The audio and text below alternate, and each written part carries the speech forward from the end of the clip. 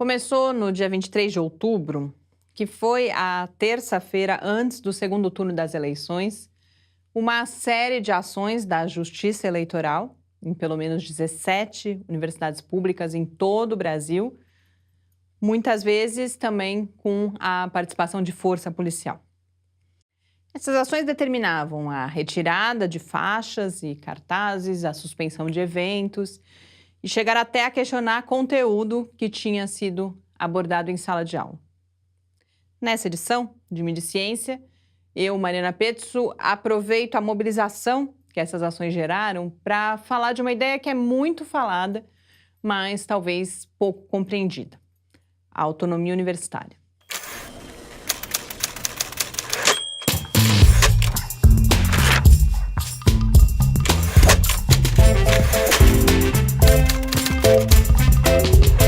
Na semana passada, as ações da Justiça Eleitoral em universidades em todo o Brasil motivaram várias notas de instituições diversas nas áreas de ciência e de educação, em defesa da democracia e da liberdade de pensamento.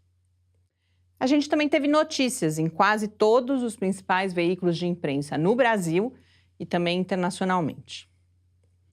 Várias dessas manifestações mencionam a autonomia universitária e os riscos que representam essas intervenções e outras que vêm se multiplicando nos últimos dias. A autonomia universitária, aliás, me parece ser um valor que é disseminado na opinião pública brasileira. Mas eu tenho as minhas dúvidas se o significado do conceito de autonomia é familiar para as pessoas. Não é trivial falar desse significado, já que o próprio conceito de autonomia universitária é um conceito em disputa. Mas a perspectiva histórica pode ajudar. Quando surgiram as primeiras universidades europeias, medievais, a preocupação com a autonomia já estava presente, para que o conhecimento pudesse ser produzido e disseminado sem o controle da Igreja e do Estado. Um outro marco está já no século XVII, com a Revolução Copernicana e a crítica do Galileu à autoridade e à tradição. Não só da Igreja e do Estado, mas também de visões de mundo que vieram antes dele. O trabalho do Galileu, aliás, está no cerne da rejeição à autoridade como critério de verdade na produção do conhecimento, que, por sua vez, é a base da revolução que levou àquilo que a gente chama de ciência moderna.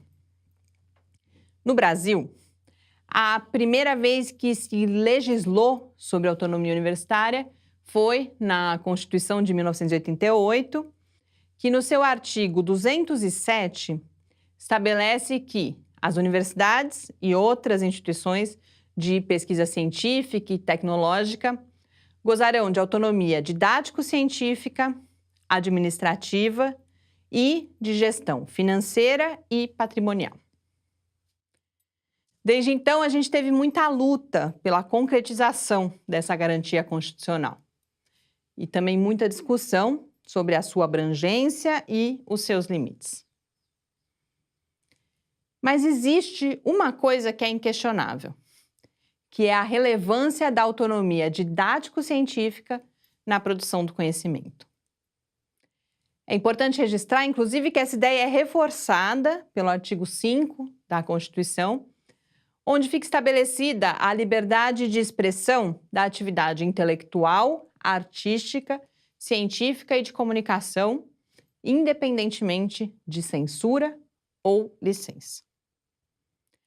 Autonomia didático-científica, liberdade de expressão da atividade científica, liberdade de pensamento e liberdade de cátedra são, com alguma generalização, nomes diferentes para a mesma preocupação de garantir a pluralidade de ideias e de concepções, a possibilidade de questionamento e de transformação do pensamento hegemônico e a proteção contra restrições impostas pelo poder vigente. Sem tudo isso, hoje a gente não teria, desde obras fundadoras, como o próprio heliocentrismo, de Copérnico e Galileu e as teorias da evolução e da relatividade, até resultados mais práticos, como, por exemplo, políticas públicas para a regulação das indústrias do tabaco e de agrotóxicos. É o debate povoado por diferentes visões que vão sendo depuradas ao longo do tempo no processo de revisão por pares, em direção a um saber impessoal. É esse processo que confere ao conhecimento científico e tecnológico legitimidade, relevância, pertinência, universalidade, abrangência e também utilidade. Na defesa de um bem público tão fundamental, a gente precisa estar atento para não permitir nem a menor brecha, que logo pode se transformar em uma fenda intransponível. Boas leituras e até a próxima semana.